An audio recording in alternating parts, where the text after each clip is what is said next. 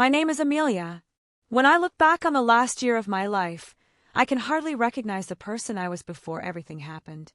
I was a wife, committed to a man who had given me stability, security, and companionship. My husband, Mark, was kind and dependable, the kind of man who always made sure the bills were paid, the house was safe, and I was cared for in every practical sense. But somewhere along the line, our marriage lost its spark.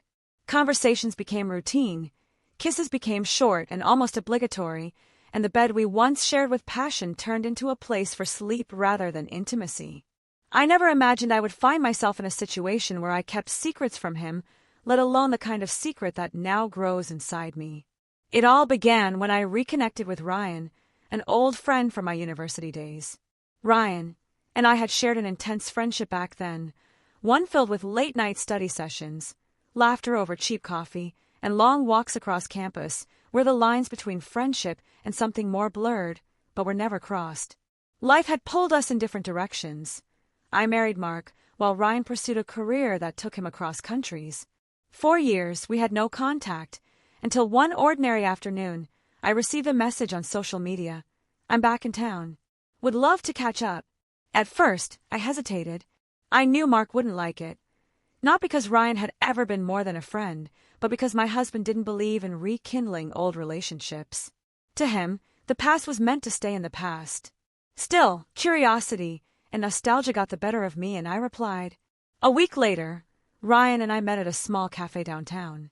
The moment I saw him, it was as if the years had melted away. His smile, his voice, even the way he leaned forward when he listened, it all pulled me back to a time when I felt alive, free, and full of dreams.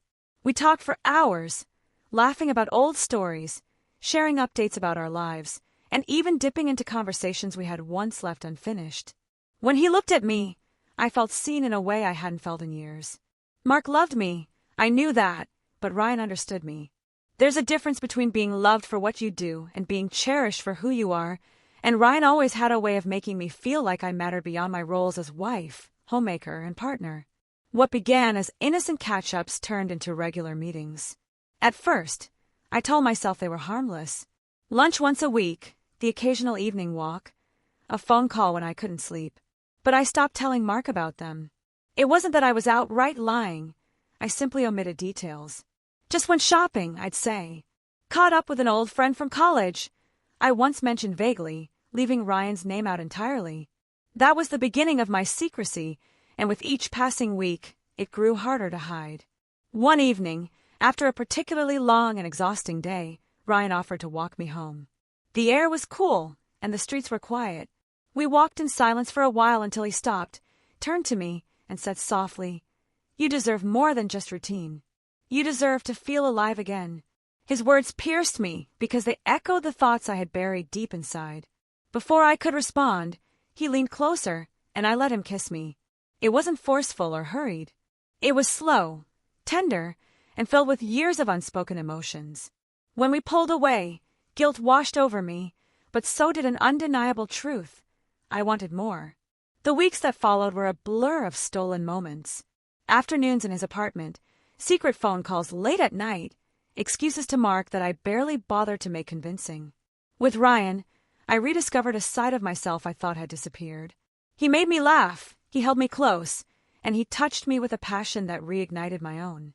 It wasn't just physical, it was emotional, spiritual, a connection I couldn't deny. But with desire came consequence. A few months later, I realized my period was late. At first, I told myself it was stress. But as the days turned into weeks, I knew the truth I didn't want to face. I was pregnant. The weight of that discovery nearly crushed me. Mark and I had been distant, our intimacy rare and almost mechanical. The timing left little room for doubt. The child growing inside me wasn't his. It was Ryan's. My hands trembled as I held the test, my heart pounding with fear and guilt. How could I tell Mark? How could I tell Ryan? How could I live with the secret? 4 days I avoided Ryan. I ignored his calls, his messages, his concern. But eventually, he found me, waiting outside the cafe where we had first met again. "What's wrong?" he asked, his voice full of worry. And when I broke down in tears, whispering, "I'm pregnant," he didn't flinch. He didn't back away. Instead, he held me tighter than ever and said, "We'll figure this out." His reassurance should have comforted me, but it only deepened my conflict. Mark, despite the distance in our marriage, had been nothing but loyal. He trusted me, believed in me, and had built his life around us. How could I betray him with the cruelest truth of all?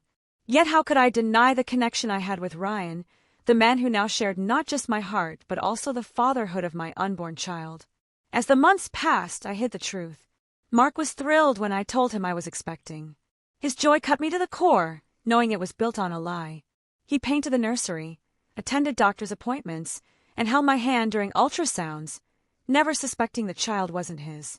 At night, when he slept, I lay awake, torn between gratitude for his love and despair over my deception. Ryan, on the other hand, remained in the shadows of my life. He wanted to be present, to share in the joy of our child, but I asked him to stay away. "This can't come out," I pleaded.